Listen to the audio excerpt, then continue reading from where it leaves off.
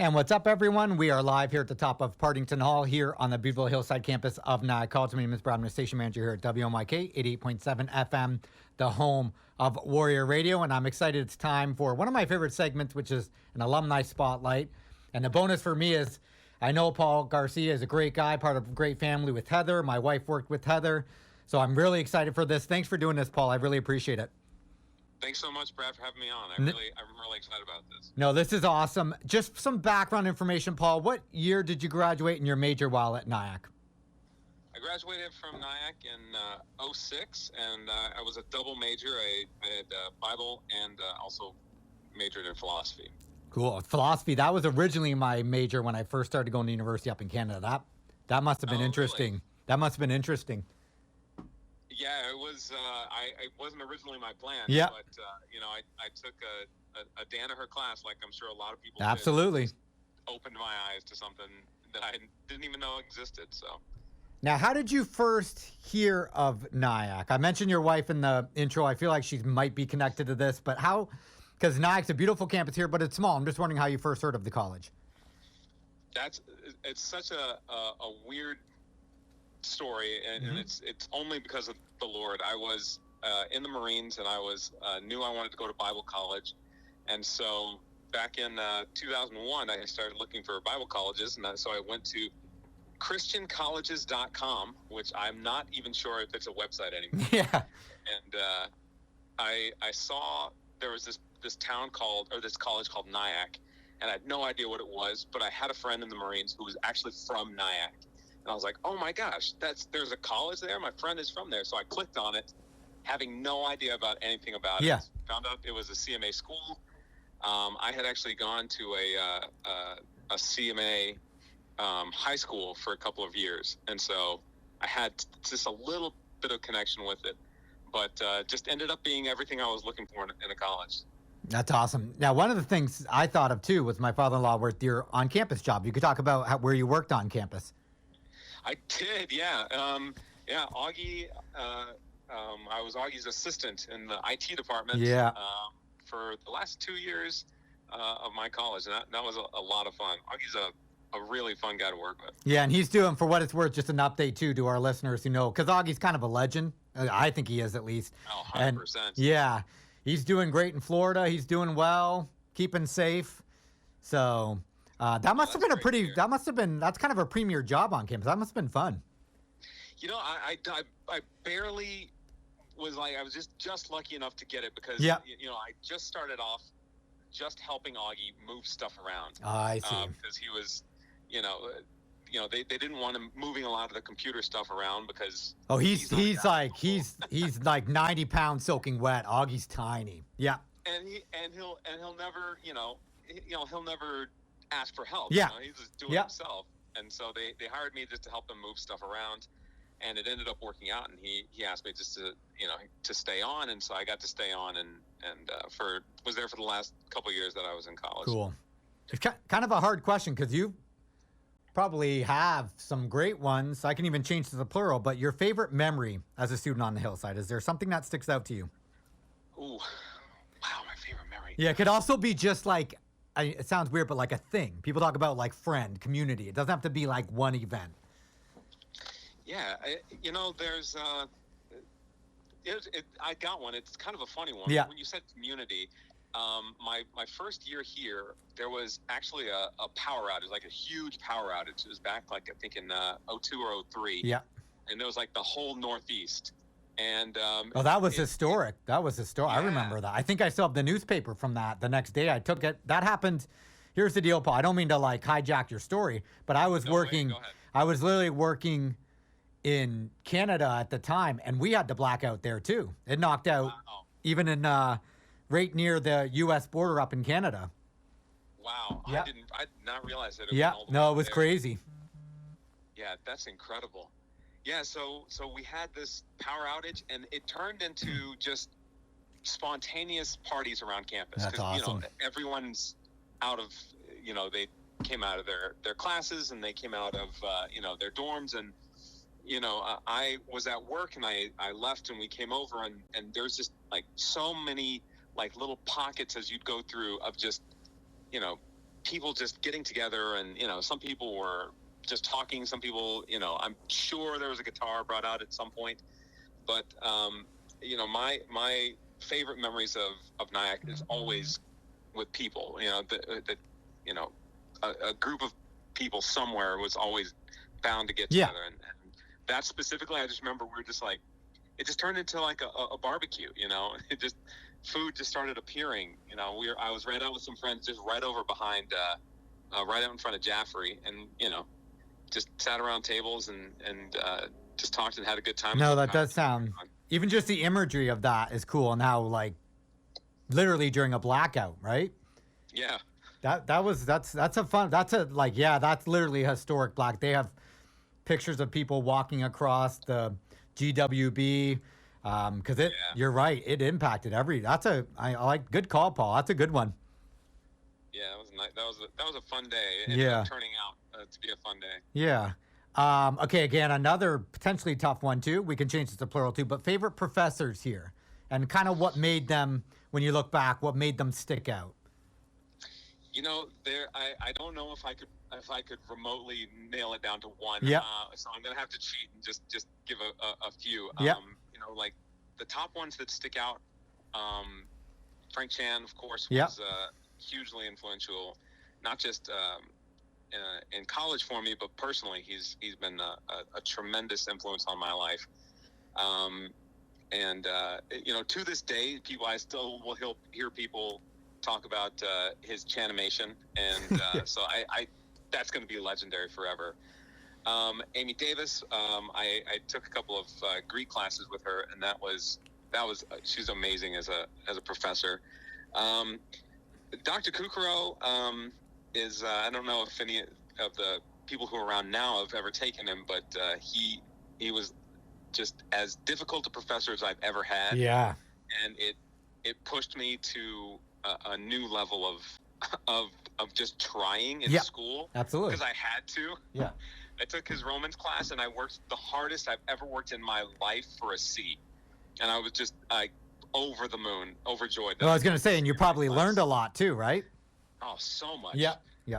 So much. And Dr. Danaher, Jim Danaher, of course, I wouldn't have been a philosophy major outside of him. Yeah. But yeah, took probably the most classes between he and Dr. Kukuro. Like so many other professors, those are the few that stand out. Yeah, the one thing I'll say about Nyack, just a shout out too, is all the professors. The professor to student ratio is great. I would put, and I'm not just saying it's like it's not, I would put the professors up against any other, because they're here because they want to be, which I think I respect too, right? Absolutely. Yeah. Yeah, I totally agree with that. Now, the perspective, I think this is really cool, and it's kind of an honor, and I was able to do it too, but almost like the perspective of raising a family literally in a campus community. That's got to be really cool, right? Just kind of meditating on that. It's, when I think about the stories that my kids are going to be able to tell, the memories that they're going to have from this place, it really makes me very, very happy that they got to live here during their formative years. Yeah. The last couple of years have, of course, been very different, but having just this place as feel like their home, to be able to walk from, Barney all the way up to Simpson and back, and that just feels very much like their backyard to them. I think is going to be such a special thing for them, and it's been super fun for me. I mean, I just to be able to kick my kids out and say, "Oh, just go play," and then they run down to Mosley Field. And, it's a safe spot, right? Yeah, exactly. Yeah. It just feels so much just like this whole place is kind of like feels like their home, and it makes Nyack all the more special. Okay, how did Nyack transform you? That's hard, but when you think back to when you came here in 2002, when you think like how you kind of has evolved as a person. It transformed me slowly, but absolutely. Yeah. I barely recognize myself when I think about who I was. Even by the time I graduated from college, to now. Oh, absolutely. It's constant change. Yeah. Yeah, I mean, not just because of the classes that I took. Yeah. You know who I didn't mention at all? Ron Walborn, who is an amazing professor. Oh, there you go. It's good you said. There's a shout out. Yeah. Yeah. He was my very, very first professor ever. Oh, cool. And the very first class I ever took was his Foundations for Excellence class. Yeah. Which shout out to FFE. But just the way that he would never, he loves to push people. Yeah. But he doesn't do it in a way that that feels like it's uncomfortable in a good way. Yeah, Pushes that makes in a good sense. way. So I think about how I just had absolutely no worldview. I thought that my view on theology and my view on the world was like that's the way and that's the right way. And just having Ron ask really good questions about like, okay, but how about consider this? Think about these people living in this place. What's their perspective? And it was little things like that along the way. Yeah, planting seeds almost, right? I'm sorry, say again? Almost like planting seeds, I guess. Yeah. That's actually a really good way to put it. Yeah. I mean, a lot of it was planting seeds. Some of it was, foot in your back and like shove you out the door. Yeah. Kind of stuff. But a lot of those happened. I think about stuff like Deeper Life. Mm-hmm. That was like, literally transformative for me. I was up on a stage, crying my eyes out while someone was praying over me, and everything from I can point to that moment in my life, in Partington Hall at a Deeper Life, as being an absolute turning point for me spiritually and even personally in my life. Yeah. Oh man, you're good. Now the one thing that's also cool about your story is the ATS side, which is the seminary. If you could kind of reflect on your time there, because I did want to talk about that. Yeah, ATS was also amazing. Yeah. I went there for the MDiv program. Yeah. Was a completely different experience from college because at that point I had kids and was in full-time ministry, and so it was incredibly difficult. But the professors there, again, really they push you to a place where you weren't sure that that you could get to academically. Yeah.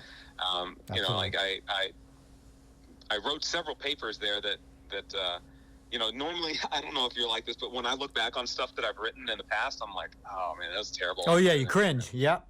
Yeah.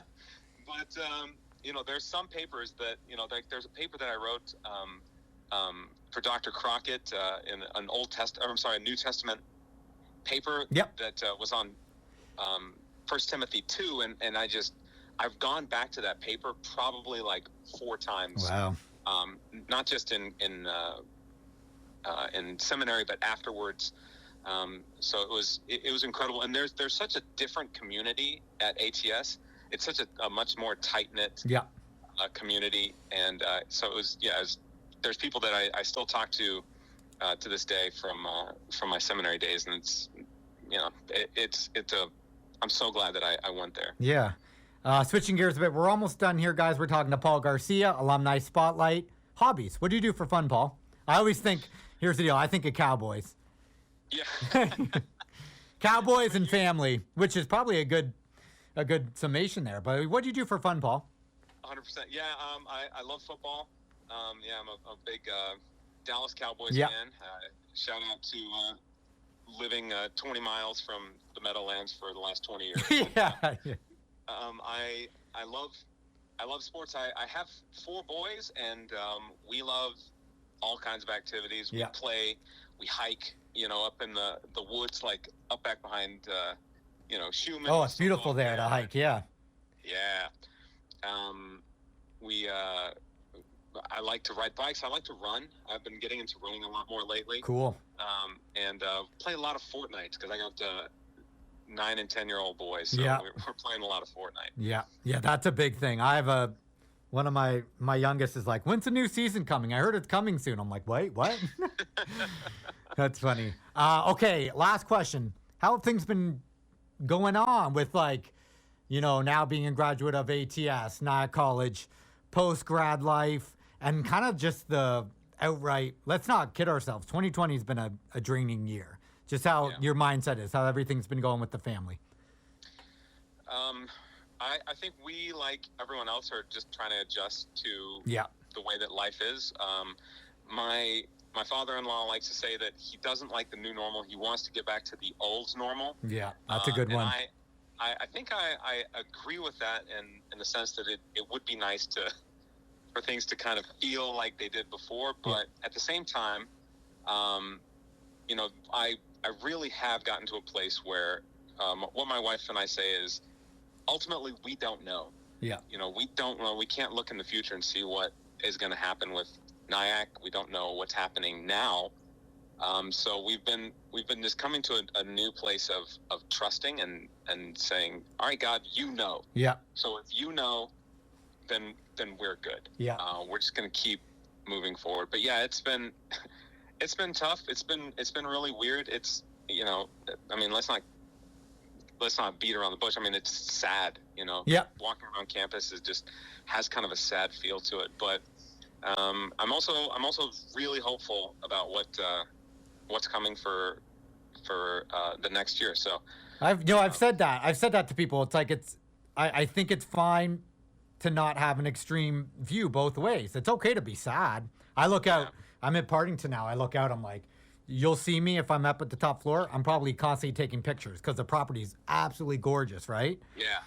But at the same time, there is a place in New York City where I think let's not kid ourselves with the opportunity, right? For students, there's a huge opportunity there. So I actually get the sadness. There's no problem with having that emotion. I think that's fine. But I also think at the same time, this is not a hopeless situation. You know what I mean? It's like no, not at all. That's the thing. Like there's some good that's going to come out of this. With almost going back to planting the seeds in the city kind of thing. So I think you hit the nail on the head where it's like, okay, it's okay to be sad, but there's hope in that sadness, I guess. Yeah, absolutely. I think that's a perfect way to put it. No, I like that. Paul, anything else you want to add, Paul? That was great. No, thank you very much, Brad. I appreciate it. Thank you very much for having me, and go Cowboys. Yeah, there you go. I mean, I'm telling you, the NFC East is wide open, man. So somehow still that's the thing. It's like, So again, guys, Alumni Spot with Paul Garcia. Thanks again for doing this, guys. You'll be hearing this throughout the rest of the month. Later, we shuffle play. So we all thank you all for tuning in to WNYK 88.7 FM, the home of Warrior Radio.